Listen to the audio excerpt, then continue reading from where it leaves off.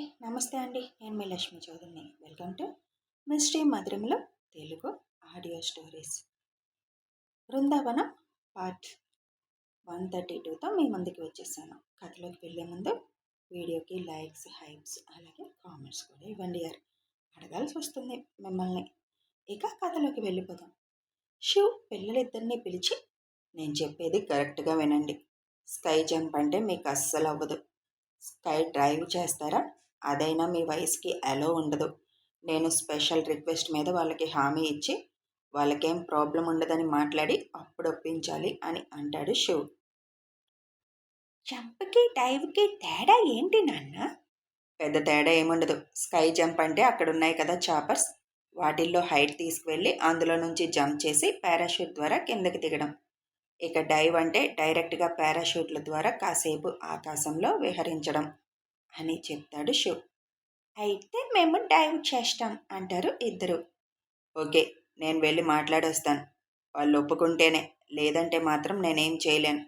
Risk తీసుకోరు వాళ్ళు అని చెప్పి శివ్ వాళ్ళతో మాట్లాడడానికి వెళ్ళబోతుంటే, ఒక్క నిమిషం నాన్న, మా కోసం మరీ వాళ్ళనేమి రిక్వెస్ట్ చేయకు. నువ్వంత రిక్వెస్ట్ చేయడం మాకు నచ్చదు. మీరు వెళ్ళండి, మేము చూస్తూ ఉంటాం. పెద్దయ్యాక అప్పుడు మేము వెళ్తాం అని అంటారు ఇద్దరు. శివ్ ఇద్దరు బుగ్గల మీద కిస్ చేసి, చూద్దాం, చాలా ఆశపడ్డారు కదా, మరీ హైట్ కాకపోయినా కొద్దిగా మీ కోరిక తీరేలేదైనా అవకాశం ఉందేమో అని వాళ్ళ దగ్గరికి వెళ్తాడు శివ్. ఇంత చిన్న వయసులో ఎంత గొప్పగా ఆలోచిస్తున్నారు, వాళ్ళ నాన్నని ఎక్కడా తగ్గనివ్వడం లేదు అని మనసులో అనుకుంటుంది నిఖిత. శివ్ వెళ్ళి వాళ్ళతో మాట్లాడి, పిల్లలు చాలా ఇంట్రెస్ట్ పడుతున్నారని చెప్పి బాధ్యత నేను వహిస్తాను దేనికైనా అని చెప్పేస్తాడు శివ్. శివ్ దగ్గర సైన్లు తీసుకొని పిల్లల్ని తీసుకువెళ్ళడానికి ఒప్పుకుంటారు అక్కడున్న వాళ్ళు. ఇందులో బాగా ఎక్స్పర్ట్ అయిన ఇద్దరిని సెలెక్ట్ చేసి పిల్లల్ని వాళ్ళు తీసుకువెళ్ళేలాగా అరేంజ్ చేస్తారు. శివ్ పిల్లల దగ్గరికి వచ్చి, ఈ అంకుల్ వాళ్ళు మిమ్మల్ని తీసుకువెళ్తారు. వాళ్ళు వాటిల్లో చాలా ఎక్స్పర్ట్. మీరు వాళ్ళతోనే వెళ్ళాల్సి వస్తుంది, ఓకేనా మరి మీకు అని అడుగుతాడు.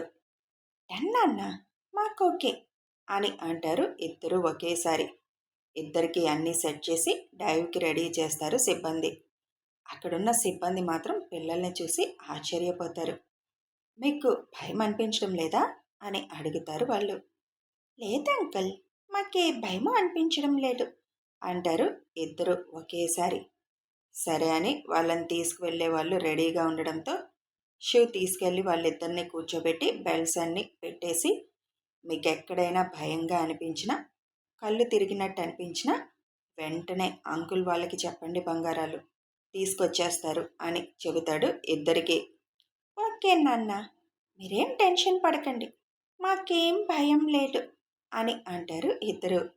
వాళ్ళు వచ్చాక శివ్ వాళ్ళు వెళ్దామని ముందు వాళ్ళని పంపిస్తాడు శివ్. వాళ్ళని తీసుకెళ్ళి వెళ్ళిపోతారు డైవ్ చేయడానికి. ఇద్దరూ కనీసం ఎక్కడా భయపడకుండా ఎంజాయ్ చేస్తూ కేకలు అరుపులతో అందరినీ ఆశ్చర్యపరుస్తారు అక్కడ. శివ్ వీడియో తీస్తూ, వాళ్ళిద్దరికీ ఇంత కూడా భయం లేదు బుజ్జి, నువ్వు మాత్రం ఇక్కడ టెన్షన్ పడుతున్నావు అని ఐషు భుజం చుట్టూ చేయి వేసి, ఎంజాయ్ చేయి వాళ్ళ ధైర్యాన్ని చూసి అని వీడియో తీస్తాడు ఫుల్గా. 15 నిమిషాల పాటు వాళ్ళిద్దరినీ ఆకాశంలో విహరింపచేసి తీసుకువస్తారు. వాళ్ళని తీసుకువెళ్ళిన వాళ్ళు, మేము చాలామంది పెద్దవాళ్ళనే తీసుకువెళ్ళాం, భయంతో కేకలు వేసేవాళ్ళు. ఫస్ట్ టైం చూస్తున్నాం వీళ్ళని. ఈ వయసులో కూడా ఎంత బాగా ఎంజాయ్ చేశారు. మమ్మల్ని డౌట్స్ కూడా అడిగి క్లియర్ చేసుకున్నారు. నిజంగా చాలా బ్రేవ్ చిల్డ్రన్ వీళ్ళు అని ఇద్దరిని ముద్దు చేస్తూ, వీళ్ళతో మాకు ఒక ఫోటో కావాలి సార్ అని అడుగుతారు వాళ్ళు. ఫోటో ఓకే, కానీ మీరు ఏ సోషల్ మీడియాలో పెట్టకూడదు. అలా మీరు ఓకే అంటే ఫోటోకి నేను అగ్రీ చేస్తాను, అది కూడా పిల్లలు మాస్క్తోనే ఉంటారు అని అంటాడు శివ్. ఓకే సార్, తప్పకుండా మేము బయట పెట్టం ఫోటోలు అని ఆశీని తీసుకువెళ్ళిన అతను ఆశీని ఎత్తుకొని, ఆయుని తీసుకువెళ్ళిన అతను ఆయుని ఎత్తుకొని ఫోటోలు దిగుతారు. పిల్లలిద్దరికీ చాక్లెట్స్ ఇచ్చి కాసేపు వాళ్ళతో ముచ్చట్లు పెట్టుకుంటారు అక్కడున్న వాళ్ళు అందరూ.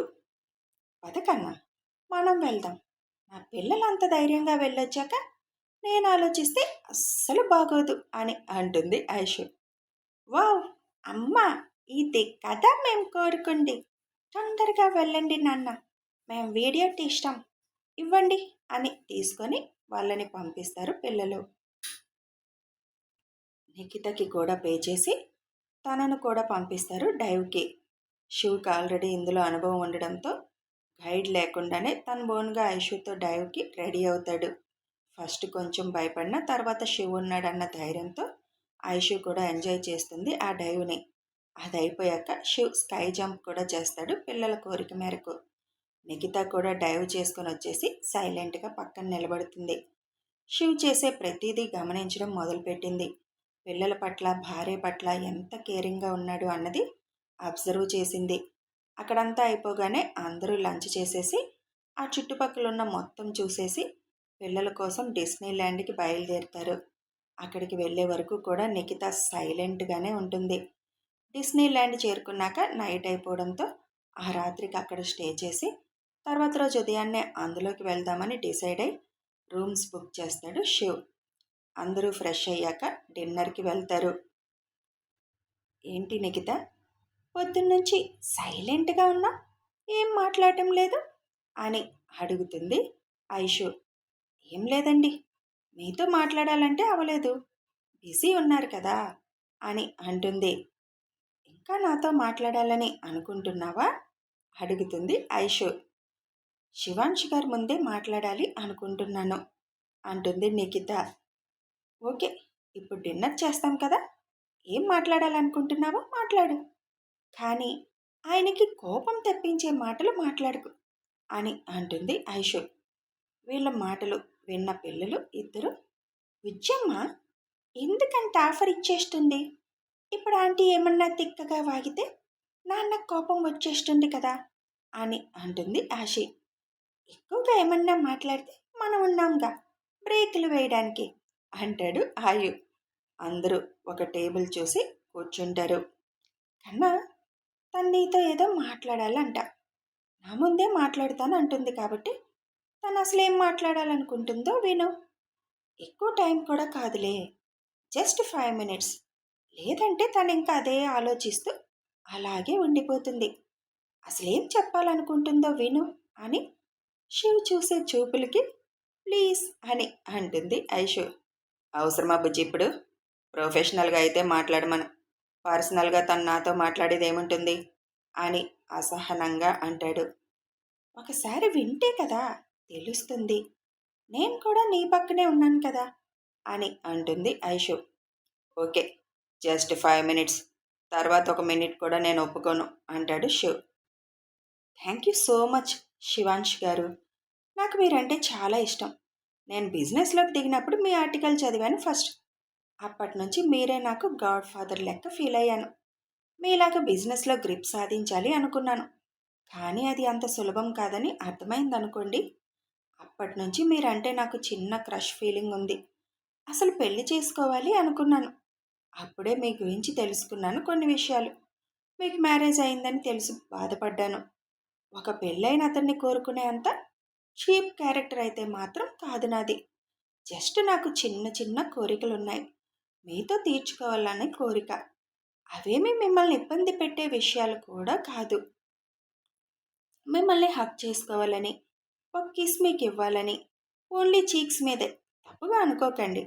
ఇంకా లాస్ట్ మీతో డిన్నర్ డేట్కి వెళ్ళాలని, ఓన్లీ మీరు నేను మాత్రమే ఆ డిన్నర్ డేట్లో ఉండాలి.